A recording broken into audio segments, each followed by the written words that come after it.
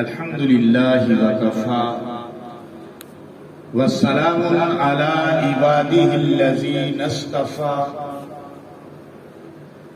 خصوصاً علی سید الرسل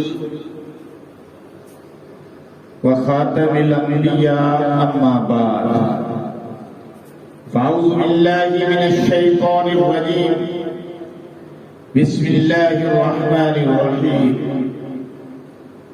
قال النبي صلى الله عليه وسلم لكل نبي رفيق ورفيقي في الجنة عثمان رضي الله عنه يا رب صل وسلم دائما أبدا على حبيبك خير الخلق كلهم وهو الحبيب الذي ترجى شفاعته لكل حول من الأحوال ملتهب اللهم صل على سيدنا ومولانا محمد وبارك وسلم وصل عليه گرامی قدر ذی الحجہ اور محرم دو ایسے مہینے ہیں اسلامی تاریخ میں کہ جو یادگار کی حیثیت رکھتے ہیں. ان دو مہینوں میں قربانی کی ایسی عدیم المثال یادیں پائی جاتی کہ جو تاریخ اسلام کا قیمتی سرمایہ.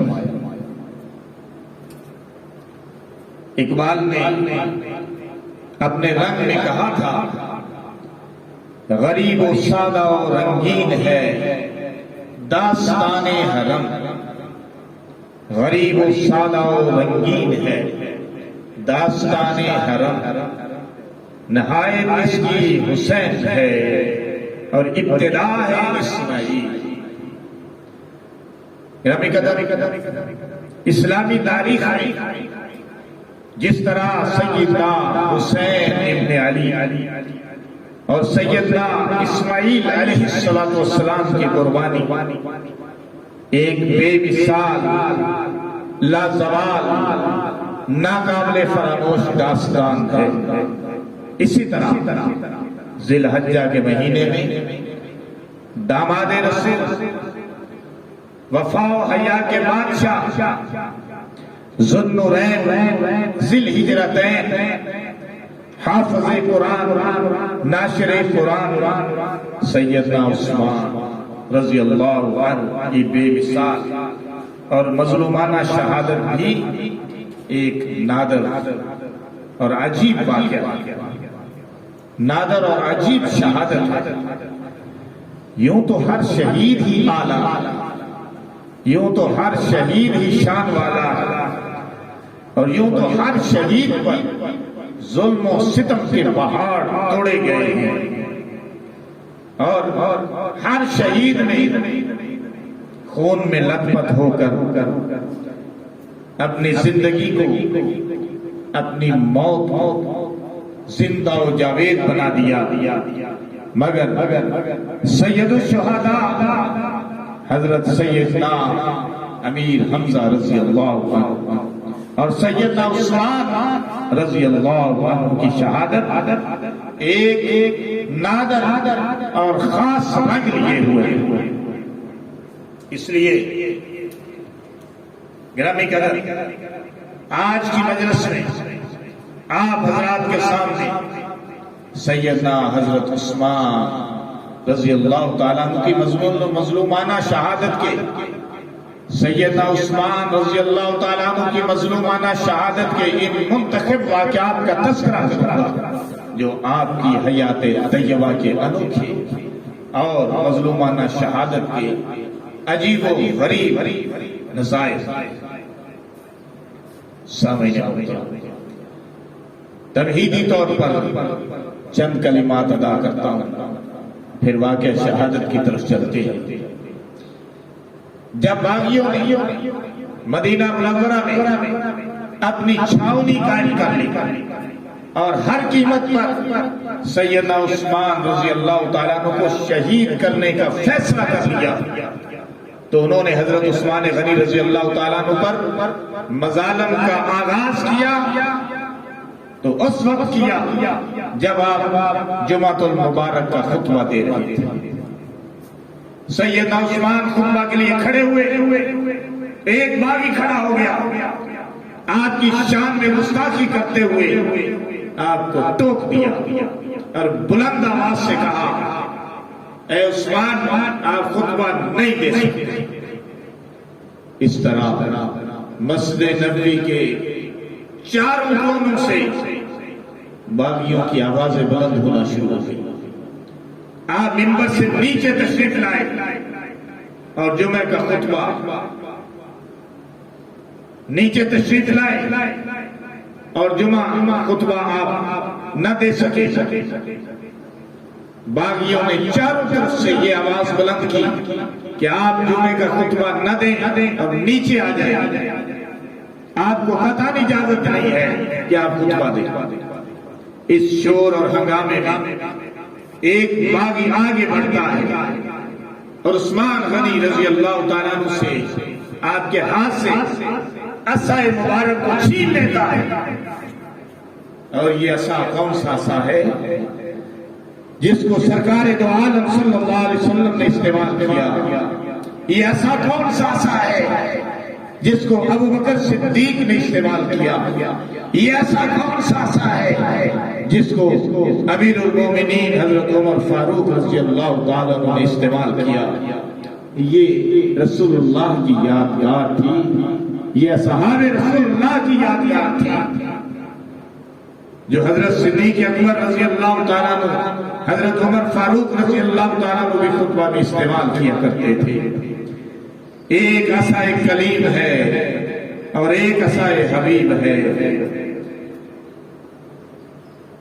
قیامت کا دن ہوگا اور مسلمان اللہ کے دربار میں حاضر ہوں گے اور یہ عصا حبیب بھی گواہی دے گا۔ اور کس کے حق میں گواہی دے گا؟ سیدنا عثمان غنی رضی اللہ تعالیٰ عنہ کے حق میں۔ حضرت عثمان غنی رضی اللہ تعالیٰ عنہ کے دل پر یہ واقعہ بجلی بن کر ٹوٹا۔ عصا کو ظالموں نے توڑ ڈالا، آپ کے ہاتھ سے چھینا توڑ ڈالا۔ حضرت عثمان غنی رضی اللہ تعالیٰ عنہ کے حضرت عثمان غنی رضی اللہ تعالیٰ عنہ پر سنگ باری شروع کر دی، گویا کہ آغاز ہی حملے کا سنگ باری سے ہوگا۔ امام ابن جریر رحمت اللہ علیہ، امام ابن کثیر رحمت اللہ علیہ نقل کرتے ہیں کہ اس دوران نماز میں حضرت عثمان غنی رضی اللہ تعالیٰ عنہ، اس دوران میں امام ابن جریر، امام ابن کثیر رضی اللہ تعالیٰ عنہ، امام ابن جریر، امام ابن کثیر رحمت اللہ تعالیٰ عنہ نقل کرتے ہیں اس دوران میں نماز حضرت عثمان غنی رضی اللہ تعالیٰ عنہ پڑھانے آئے، لوگوں کو نماز پڑھائیں تاکہ، اور پھر ممبر پر کھڑے ہو گئے اور باغیوں کو خطاب کرتے ہوئے فرمایا اے باہر سے آنے والوں سنو، خدا سے ڈرو، خدا کی قسم اہل مدینہ اصحاب رسول جانتے ہیں کہ بارشاد رسول صلی اللہ علیہ وسلم تم ملعون ہو، بس تم اپنی خطا سے نیکی کو مٹاؤ، اللہ عز و جل برائیوں کو نیکیوں سے مٹاتے ہیں۔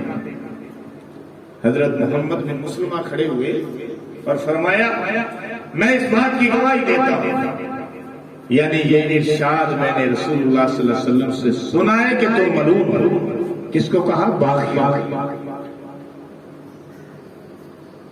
ایک اور صحابی کھڑے ہوئے تو باغیوں نے کو پکڑ کے بٹھا دیا، حضرت زید کھڑے ہوئے، باغیوں نے بٹھا دیا، پھر تمام باغی مسجد پر ٹوٹ پڑے اور اس قدر سنگباری کی کہ حضرت عثمان غنی رضی اللہ تعالیٰ پتھر، جسم پہ پتھر کھاتے ہوئے حضرت عثمان غنی رضی اللہ تعالیٰ عنہ اس عالم میں بے ہوش ہو گئے، ممبر سے نیچے گر گئے۔ باقیوں نے مسجد نبوی میں داخل ہو کر سب سے پہلے عصائے نبوی کو توڑا، اس عصا کو توڑا جس کو نبی نے ہاتھ لگایا، اس عصا کو توڑا جس کو صدیق نے ہاتھ لگایا، اس عصا کو توڑا جس کو فاروق نے ہاتھ لگایا۔ اس مبارک عصا کو وہی توڑ سکتا ہے جو عظمت مصطفیٰ سے خالی ہو، اس عصا کو وہی توڑ سکتا تھا جو عظمت صدیقیت سے ناواقف ہو، اس عصا کو وہی توڑ سکتا تھا جو رفعت فاروقی سے بے خبر ہو۔ ہمارا عقیدہ ہے کہ عصا چاہے کلیم کا ہو، ہمارا عقیدہ ہے عصا چاہے حبیب کا ہو، عصا چاہے کلیم کا ہو، عصا چاہے حبیب کا ہو، دونوں انوارات و برکات کے حامل ہے۔ اور توڑ پھوڑ یہ کس کا مشغلہ ہے؟ یہ باغیوں کا مشغلہ ہے۔ مسجد نبوی کی توہین کی انہوں نے۔ مسجد نبوی وہ قابل احترام جگہ ہے، سن لو، اور آج تک قابل احترام ہے، اور قیامت تک انشاءاللہ العزیز قابل احترام رہے گی۔ مسجد نبوی وہ مقام ہے کہ جہاں پر اونچی آواز سے بولنا بھی جائز نہیں ہے۔ لا ترفعوا اصواتکم فوق صوت النبی، اے لوگو، اللہ نے قرآن میں فرمایا، اے لوگو نبی کی آواز سے اپنی آواز پست رکھو۔ اور مسجد نبوی میں میرے اور آپ کے نبی امام الانبیاء، سید الانبیاء، خطیب الانبیاء، وراء الورا محمد رسول اللہ صلی اللہ علیہ وسلم تشریف فرما ہے، آپ آرام فرما رہے ہیں۔ اللہ نے حکم دیا کہ نبی کی آواز سے اپنی آوازوں کو پست رکھو۔ گویا کہ آواز میں اس قدر پستی اور آہستگی پیدا کرو کہ تمہارے بولنے میں آواز بلند نہ ہو جائے، یہ مقام ادب ہے۔ اور یہ کس نے سکھایا؟ اللہ نے سکھایا، اپنے نبی کا ادب اللہ نے سکھایا۔ قربان جاؤں میں، اللہ کا محبوب ہے، تو اس ضابطے کو بھی توڑ ڈالا ظالموں نے۔ معلوم ہوا جس طرح عثمان کے باغی محبت اور ادب رسول سے خالی ہے، اسی طرح عثمان کی محبت اور ادب سے بھی ان کے دل خالی ہے۔ باغیوں کو نہ عصا نبوی کا احترام، باغیوں کو نہ عصا، نہ مسجد نبوی کا احترام، باغیوں کو نہ داماد مصطفیٰ کا احترام۔ سچ ہے بے حیا باش و ہر چے خواہی کو۔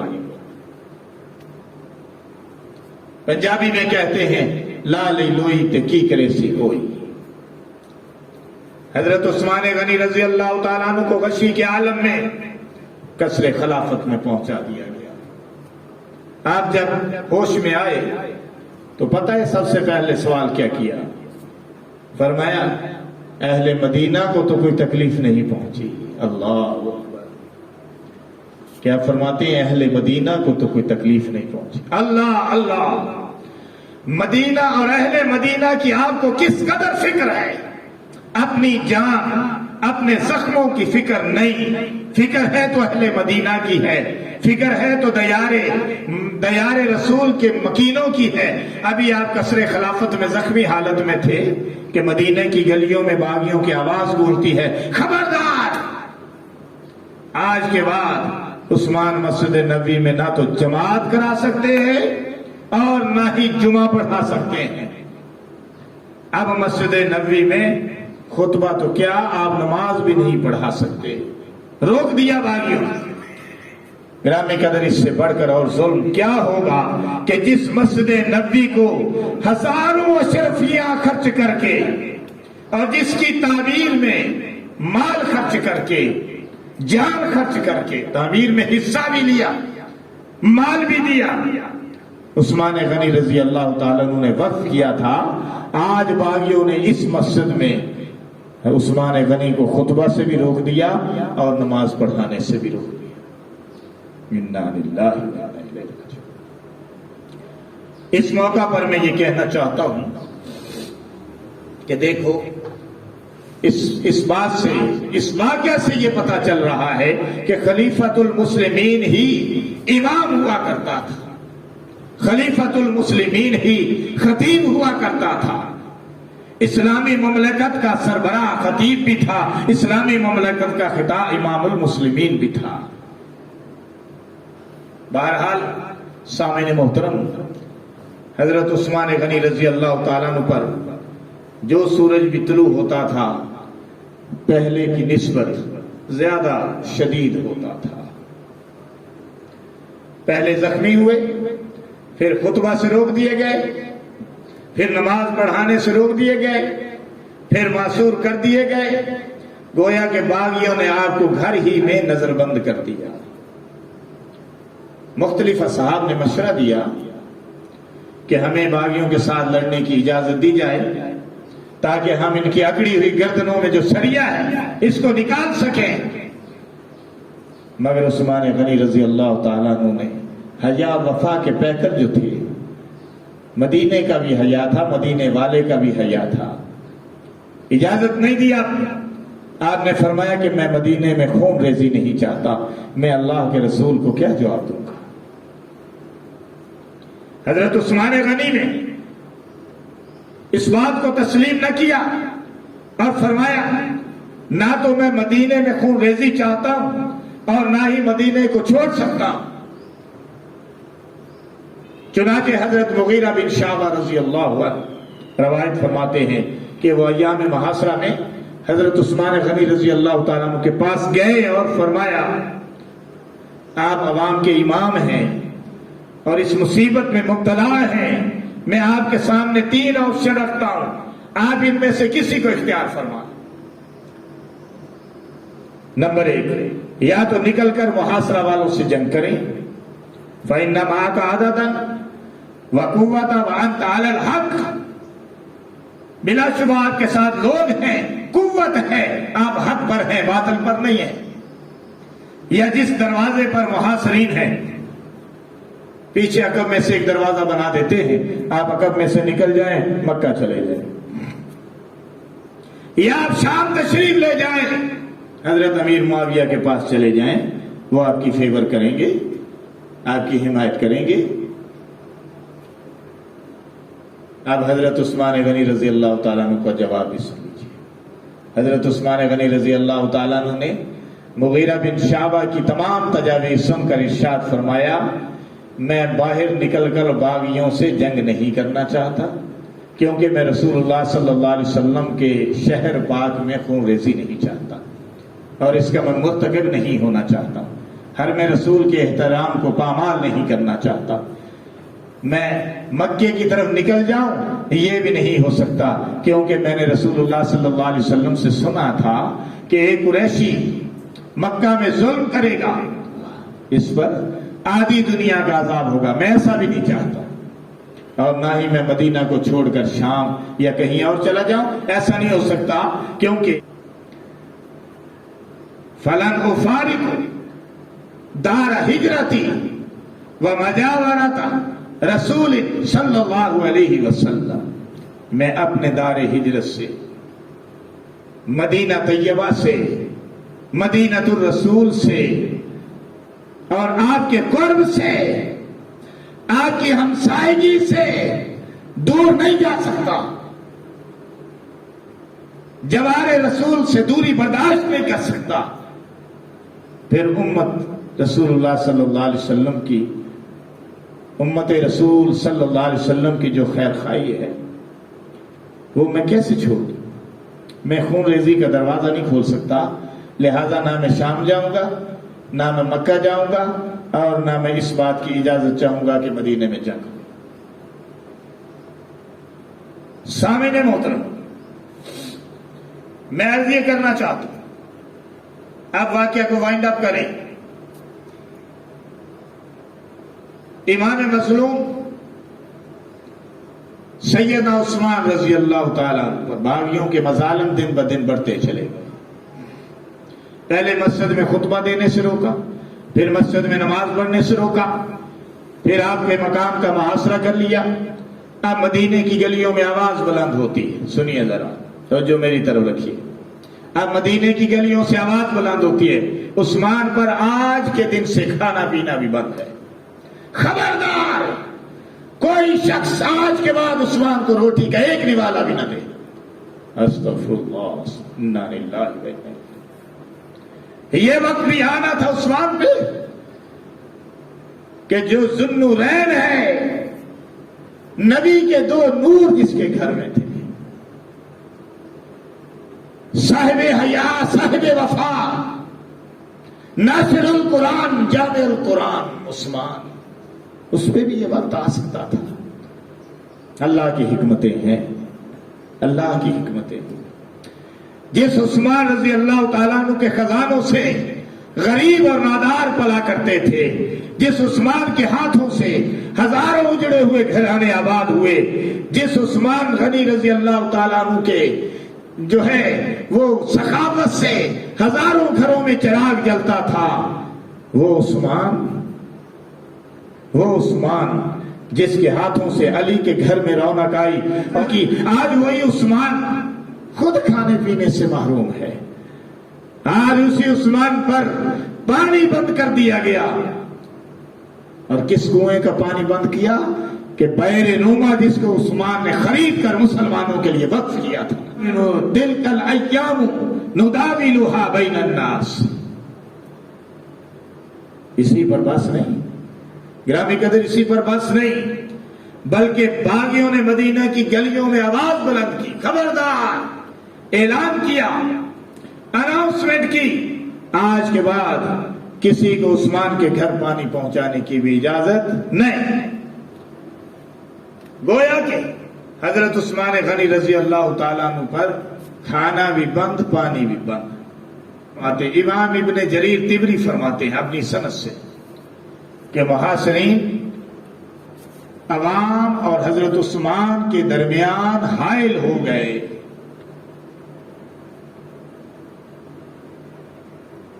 کہ محاصرین باغی عوام اور حضرت عثمان کے درمیان حائل ہو گئے، اور ہر چیز یہاں تک کہ پانی بھی بھیجنے سے روک دیا۔ حضرت عثمان غنی نے حضرت علی، حضرت طلحہ، حضرت زبیر، حضرت عائشہ صدیقہ رضی اللہ عنہ، ان کے پاس پیغام بھیجا کہ مجھے پانی پہنچائیں، باغیوں نے ہمارا دانا پانی بند کر دیا ہے، اگر تھوڑا سا پانی بھیج سکو تو بھیج دو، آپ لوگوں کی مہربانی ہوگی۔ حضرت علی پانی لے کر گئے، لیکن باغیوں نے روک لیا۔ پانی لے کر گئے علی، لیکن باغیوں نے روک لیا۔ حضرت علی سے تکرار ہوا، نہیں جانے دیا پانی۔ آخر حضرت علی رضی اللہ تعالیٰ نے اپنی پگڑی اتاری اور حضرت عثمان غنی رضی اللہ تعالیٰ کے سین میں ڈال دی، اور اس بات کی علامت تھی کہ میں نے تو اپنی بڑی کوشش کی، لیکن باغی جو ہیں وہ حائل ہو گئے، باغی رکاوٹ ہے، میں پانی نہیں پہنچا سکتا۔ حضرت علی کے ارشادات کا بھی سواریوں پر کوئی اثر نہیں ہوا،